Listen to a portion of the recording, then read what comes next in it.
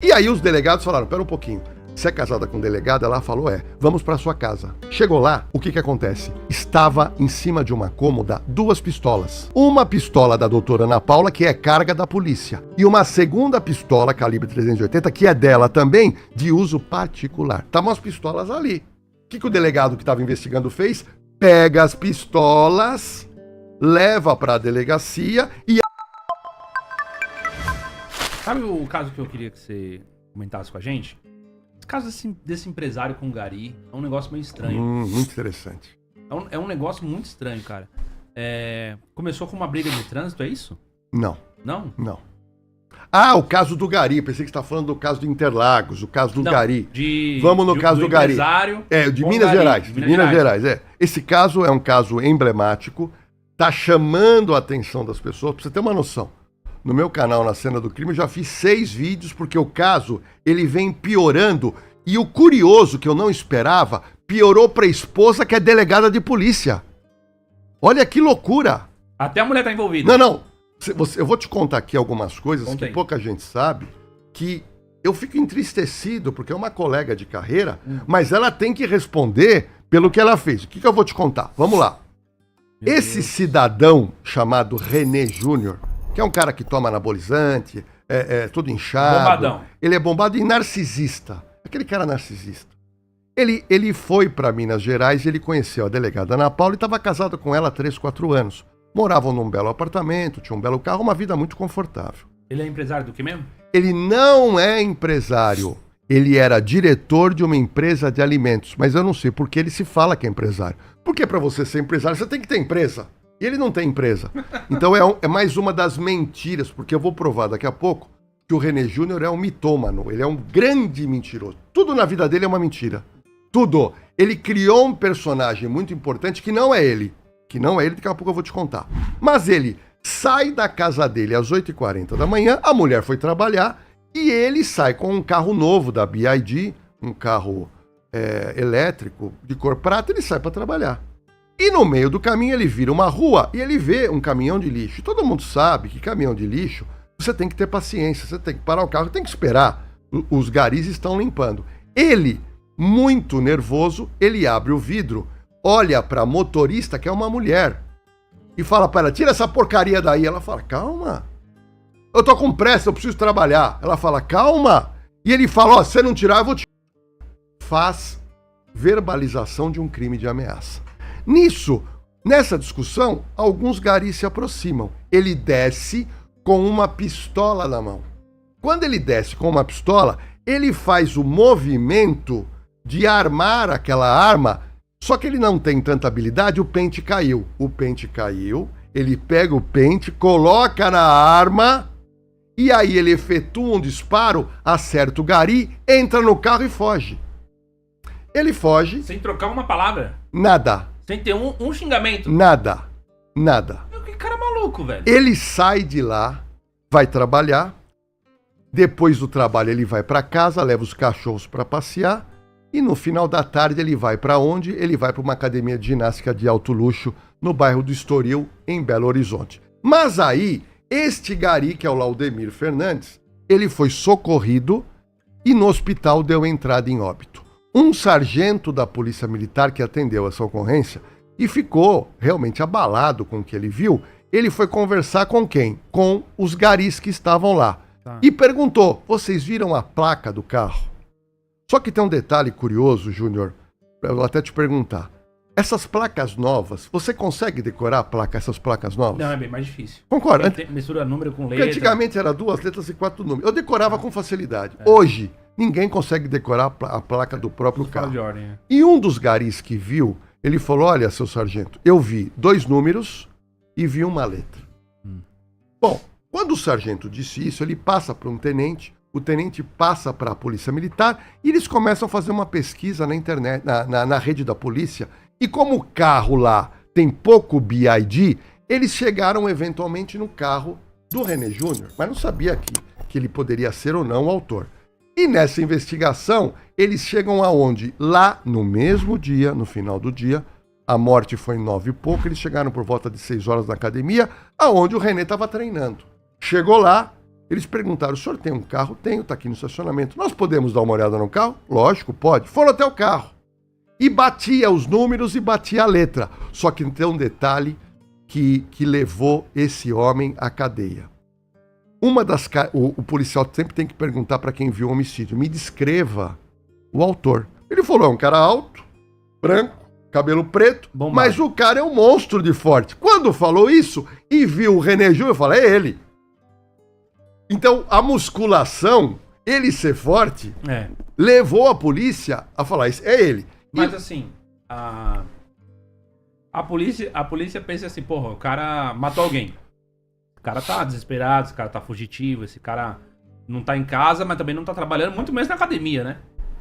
E que tipo de cara enfim, empresário que não é empresário, mas que mata um cara 9 horas da manhã e 6 horas da tarde tá na academia depois de comer na churrascaria? Sim, mas só que tem um detalhe importante. Isso, como eu fui diretor de cadeia, eu entrevistei muitos presos. Entenda uma coisa. Depois que você faz um crime, e nesse caso fez uma grande burrada, o que vem na cabeça dele é o seguinte, eu preciso me safar disso que eu não quero ser preso. E aí vem uma racionalidade.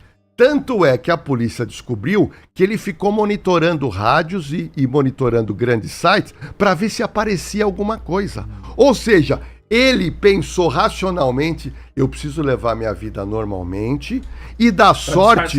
Não, e dar sorte de ninguém pegar minha placa. Só que pegaram. Ele foi conduzido à delegacia e, conduzido à delegacia, os garis foram até a delegacia. Foi feito o reconhecimento na sala de reconhecimento, todos falaram, é ele. Mas ele negando, não sou eu. Eles confundiram. Tinha um outro carro perto, eu passei realmente lá perto, mas tinha um outro carro. Não sou eu. Nesse momento, ele fala, pelo amor de Deus, eu sou um cara formado em Harvard. Eu sou casado com a delegada Ana Paula. E ela é conhecida lá. Ela comanda a delegacia de atendimento a mulheres agredidas. Ela comanda a delegacia da mulher. E aí os delegados falaram, pera um pouquinho, você é casada com delegada? Ela falou, vamos para sua casa. Chegou lá, o que acontece? Estava em cima de uma cômoda 2 pistolas. Uma pistola da doutora Ana Paula, que é carga da polícia. E uma segunda pistola, calibre 380, que é dela também, de uso particular. Estavam as pistolas ali. O que o delegado que estava investigando fez? Pega as pistolas, leva para a delegacia e autua o René Júnior em flagrante. Por quê? Porque os garis reconheceram ele como o autor do disparo. Bom, aí eu vou te contar como é que começou a complicar a delegada. Imediatamente, a polícia é muito rigorosa, Júnior, nesse sentido. Ela é levada à corregedoria da polícia. E pergunta o seguinte, você emprestou a arma pro seu marido? Não, pelo amor de Deus. Ele nunca pegou as minhas armas. Não, mas suas armas ficam na sua casa? Ficam, mas ele não pega nas minhas armas. E no primeiro momento você tem que acreditar, porque ela está dizendo. Bom, nesse momento a polícia apreende o celular dela, apreende o celular dele e faz o quê? Um rastreamento que tem tudo lá dentro. E aí complicou a situação da delegada. Primeiro problema, a troca de mensagens que é explícito, que ela permitia ele usar a arma dela. E quando aconteceu isso a semana passada, a corregedoria chama ela e indicia pelo crime do artigo 14 da Lei de Desarmamento, que é entregar ou emprestar arma de fogo para pessoa que não é habitualmente legalizada. E aí ela já é indiciada pelo crime de emprestar a arma para o marido. Ok. Só que a situação dela complicou mais. Primeiro que ela mentiu inicialmente. E depois ficou provado. Bom, aí a polícia verifica que o René apagou quase tudo que ele tinha de mensagens. E aí mandou para um outro setor da polícia fazer o levantamento daquilo que foi apagado. Tem um software Silence, né? Sim. Que faz esse... Tem esse não em adianta São você Paulo. apagar a mensagem não, cara. Não Caiu adianta. na polícia, já era. Não, ele vai dançar. Só se o cara for muito técnico e ele fazia aquele restart no celular. Mas as pessoas em comum não conseguem fazer. E aí o que aconteceu? Nessa nova varredura foi encontrada uma imagem que é chocante. E eu até acho que pedi para o meu pessoal do Na Cena do Crime colocar pro seu amigo Aham. a imagem dele Esse caso aí. atirando com uma espingarda no Réveillon agora. A polícia encontrou no celular dele. Essa imagem, ele tava tirando aonde? Então, imagina uma casa, parece uma casa num condomínio, bem na noite de Réveillon, uma festa. Ele bem vestido, aparece um cara de barba com uma espingarda. Aparece uma mulher falando e gravando, que pode ser a delegada. Vai ter que ter um confronto de voz. E aí eles estão na sacada dessa casa grande e o cara explicando para ele como ele se manuseia essa espingarda. Em dado momento, ele aponta pro nada, ele não aponta pro alto, ele aponta pro nada num lugar muito escuro e faz um disparo com a espingarda. E essa mulher gravando. E isso veio, nós tivemos acesso, no meu canal Na Cena do Crime, a gente postou hoje essa imagem. Por quê?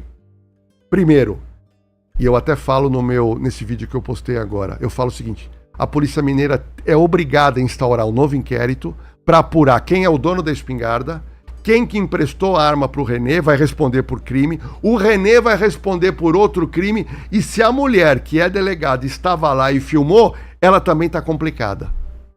Ih, rapaz. Olha a situação da mulher do cara. Agora, o que não dá para entender na doutora Ana Paula é o seguinte, nós fomos levantar a ficha criminal do René Júnior.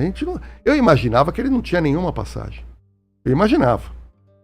Porque ele é um cara formado em Harvard, eu fui no LinkedIn dele. É verdade isso daí Não, também? o LinkedIn Vai dele, saber, né? o LinkedIn dele parece um currículo de um cara de uma inteligência fora do comum. Parece que tem mais de 50 anos. Já. 80% falso. Tudo falso. Mas, eu fui levantar os antecedentes criminais. Você não vai acreditar. No ano de 2000, no Rio de Janeiro, ele atropela uma idosa e mata. Crime de trânsito. Homicídio culposo está sendo ainda apurado. Ainda? Homicídio culposo. Ah. Em seguida, ele arruma uma mulher para morar em Belfort Roxo. E essa mulher, sabe o que ela fez? Em determinado momento do casamento, ela foi na delegacia da mulher e fez um boletim de agressão doméstica. E se separou. O que ele fez? Ele sai do Rio de Janeiro e se muda para São Paulo. E em São Paulo, ele foi para o município de Cotia.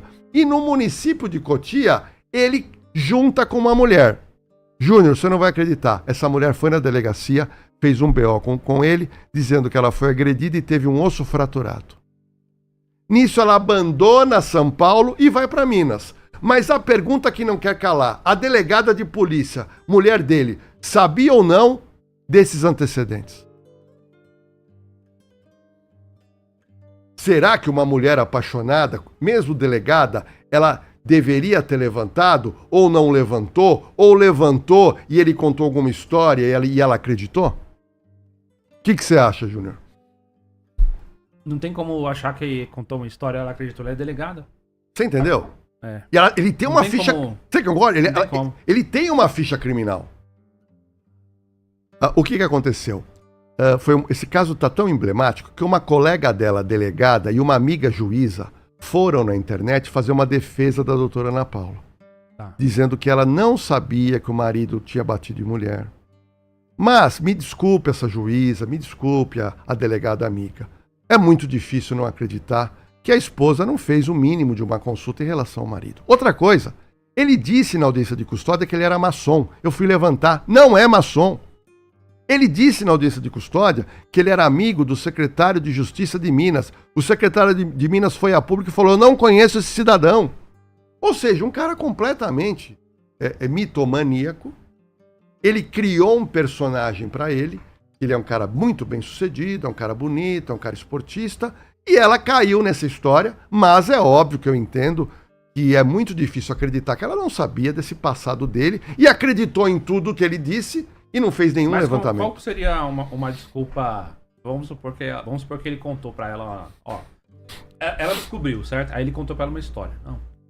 Que história seria suficiente pra, tipo assim, já bati em mulher. E a mulher acha, não, tudo bem, vamos ver até onde dá, O problema é que são duas vezes. A senhorazinha que ele atropelou Não, atropelamento pode acontecer com qualquer pessoa. Vamos dizer, vai. Atropelamento pode acontecer. Então tá. Com ele aconteceu. É uma desculpa. Né? Tá. É uma desculpa. Ah, eu atropelei, foi sem querer. Essa mulher atravessou no vermelho. Bom, agora, 2 violências contra a mulher, só que tem um detalhe. Ela é especialista, ela tem mestrado nisso. Então ela não é uma delegada que nunca lidou com isso. Ela era uma autoridade em Minas Gerais do tratamento à violência doméstica. Então, a única coisa que pode dizer é que ela virou uma mulher apaixonada. E a paixão tá aqui, ó. Paixão perigosa. As paixões enebriam as pessoas. Faz com que a pessoa não enxergue ou não queira acreditar. E ele deve ser bom de lábia. Ele é bom de lábia. Bom de lábia. Tanto é que ele foi contratado como diretor numa empresa lá em Minas, uma empresa de grande porte. E a empresa não conferiu o currículo dele. Não estudou em Harvard. Não, ele falou que tem mestrado na U, tudo, ele tem tudo, mas não tem nada. Ele tem tudo, mas não tem nada. Agora, que a justiça fique alerta de Minas, eu tenho insistido isso no meu canal Na Cena do Crime, pelo seguinte, ele contratou bons advogados. E eles não têm como pleitear a absolvição, porque não tem como negar que não foi ele que atirou. Bom, o advogado criou, e eu vou contar aqui para você, em primeira mão, a versão que ele criou, que ele vai defender no tribunal do júri. A versão é a seguinte, que ele virou essa rua, ele viu o caminhão atrapalhando, ele conversou com a motorista dizendo que estava com pressa, mas que os garis vieram correndo em direção ao carro dele. Como o carro dele é novo e ele com medo de que quebrassem o carro dele, ele saiu armado. Entendi. E para impedir que eles viessem na direção, isso ele disse. Ele colocou a arma para cima e fez um disparo para cima. Ele fez o disparo, na visão dele, espantou as pessoas e foi embora com o carro. E ele não sabia que tinha acertado um tiro no abdômen. Meu Deus. Ou seja, ele atira para cima e acerta o abdômen do gari de 43 anos. Essa história vai ser defendida no tribunal do júri e o advogado está acreditando que ele conseguirá uma pena de 12 anos. Eu, com a minha experiência, acredito que ele vai pegar de 28 a 35 anos. Se ele pegar uma pena de 12 anos, ele fica pouco na cadeia. Se ele pegar uma pena de 28, 35, ele fica bastante na cadeia, mas somente o tribunal do júri de Belo Horizonte vai poder dizer sobre isso. 12 anos na cadeia, isso daí dá, digamos, em regime fechado o quê? 5 anos, 6? Olha, no total, 12 anos, com metade ele vai pra rua. Porque o que acontece, e é um erro que eu entendo da lei penal brasileira. Você tem, porque o cumprimento da pena, Júnior, ele é matemático. Só que tem um detalhe, o preso quando entra, e no caso dele, que não é um cara burro, ele não é um cara burro, ele é mentiroso. Logo ele vai se ligar que ele precisa trabalhar na cadeia para diminuir a pena. Ou seja, 3 dias trabalhados, desconta 1 dia na pena. Se você ler um livro, também desconta a pena. Se você frequentar a igreja, se você fizer um curso, tudo isso vai descontando a pena. Então, a pessoa tinha que cumprir 6. Mas depois, quando chega perto, ele fala, pera um pouquinho, nós precisamos agora fazer a soma de tudo que ele fez para descontar da pena. Então, aí ele desconta mais 6 meses, 8 meses, 10 meses. Você entendeu? Então, se os advogados dele conseguirem isso, vai ser uma grande vitória. Agora, se ele pegar 30 anos, aí a cana é longa e dura. Longa e dura. Meu Deus do céu. Esse caso me chocou muito porque, parece, é o tal do motivo torpe, né? O cara briga nessa briga de trânsito, que não era nenhuma briga de trânsito, porque o cara tá simplesmente surtado, ele saca uma arma, cara, e como você falou, o gari de 43 anos. Tem alguma reparação que ele deve, patrimônio dele, de repente, deve à família do gari? Olha, a sua pergunta é muito inteligente, mas eu vou trazer uma notícia ruim. Um advogado se apresentou para a família para defender o gari. A família, um advogado, Dr. Tiago Lenoir.